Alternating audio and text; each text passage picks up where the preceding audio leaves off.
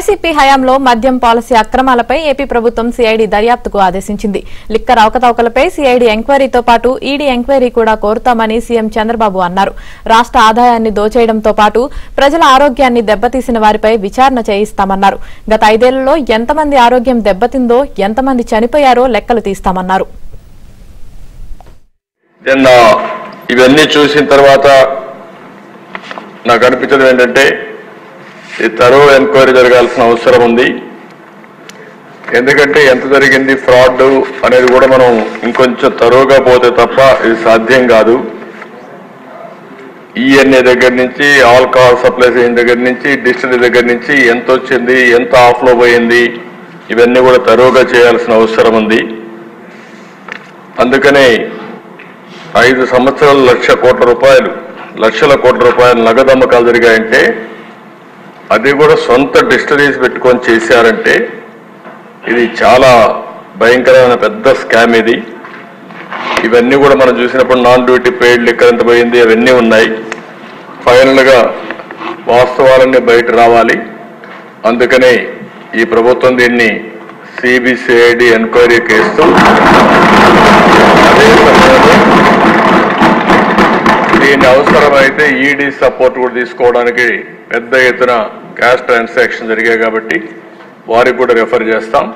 అన్ని విధాల చర్యలు తీసుకుని మళ్ళా ప్రజల ప్రాణాలు కాపాడడానికి, ఈ రాష్ట్ర ఆదాయాన్ని ఏ విధంగా దుర్వినియోగం చేశారో అవన్నింటిపైన యాక్షన్ తీసుకోవడానికి ప్రభుత్వం సిద్ధంగా ఉంది.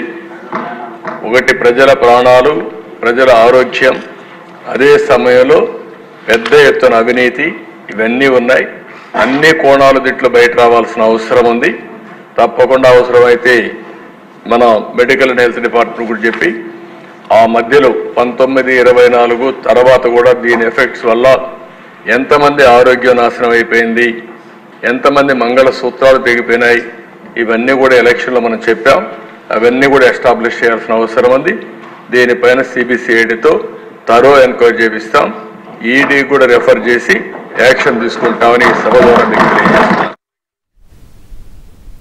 వైసీపీ హయాంలో జరిగిన లిక్కర్ అవకతవకలపై సిఐడి ఎంక్వైరీతో పాటు ఈడీ ఎంక్వైరీ కూడా కోరుతామని సీఎం చంద్రబాబు అన్నారు. ఇదే విషయానికి సంబంధించి మరింత సమాచారం మా ప్రతినిధి సత్య లైవ్ లో అందిస్తారు. సత్య,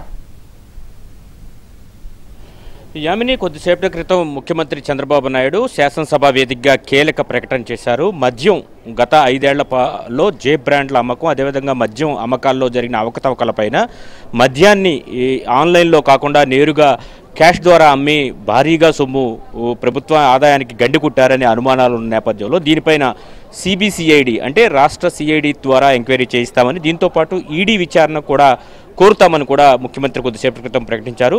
మద్యం పైన ఈరోజు శాసనసభలో ఏదైతే శ్వేతపత్రం విడుదల చేస్తున్న సందర్భంగా ముఖ్యమంత్రి ముందుగా పవర్ పాయింట్ ప్రజెంటేషన్ చేశారు. గత 5 ఏళ్లుగా మద్యాన్ని ఏ విధంగా తమ అవకతవకలకు, అదేవిధంగా అక్రమార్జనకు ఉపయోగించుకుంది గత ప్రభుత్వం అనేది పూర్తి స్థాయిలో సవివరంగా వివరించడం జరిగింది.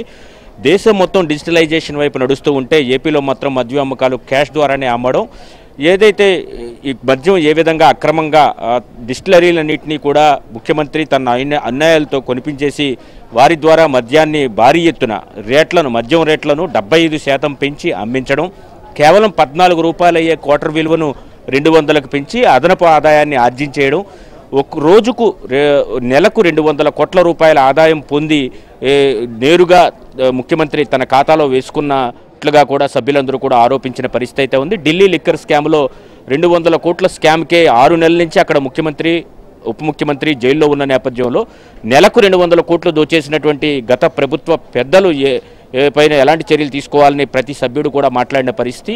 అటు ఉండి ఎమ్మెల్యే రఘురామకృష్ణరాజు మొదలుకొని విష్ణుకుమార్ రాజు, డిప్యూటీ సీఎం పవన్ కళ్యాణ్, ముఖ్యమంత్రి చంద్రబాబు, వీరందరూ కూడా ఖచ్చితంగా గత పాలనలో జరిగినటువంటి మద్యం అక్రమాలపై విచారణ చేయించాలని గట్టిగా డిమాండ్ చేసిన నేపథ్యంలో ముఖ్యమంత్రి సభలోనే సిబిసిఐడి విచారణకు ఆదేశిస్తున్నట్టు ప్రకటించారు. అదే సమయంలో ఈడీకి కూడా రిఫర్ చేస్తామని కూడా ఆయన చెప్పడం జరిగింది. దాదాపు 18,000 కోట్ల మేరకు రాష్ట్ర ప్రభుత్వానికి ఈ మద్యం అక్రమ అమ్మకాల వల్ల, అదేవిధంగా అక్రమ ఆర్జన వల్ల నష్టం వాటిల్లిందనేది ప్రాథమికంగా అంచనా ఉన్నట్టుగా చెప్పారు. దీని పట్ల విష్ణుకుమార్ రాజు ఎవరైతే ఉన్నారో ఆయన అభ్యంతరం వ్యక్తం చేశారు. దాదాపు 30,000 కోట్లు అవి ఉండే అవకాశం ఉందని చెప్పడంతో ఇది ప్రాథమిక సమాచారం, పూర్తి సమాచారం విచారణలో తెలుతుందని ముఖ్యమంత్రి కూడా ప్రకటించిన పరిస్థితి అయితే ఉంది.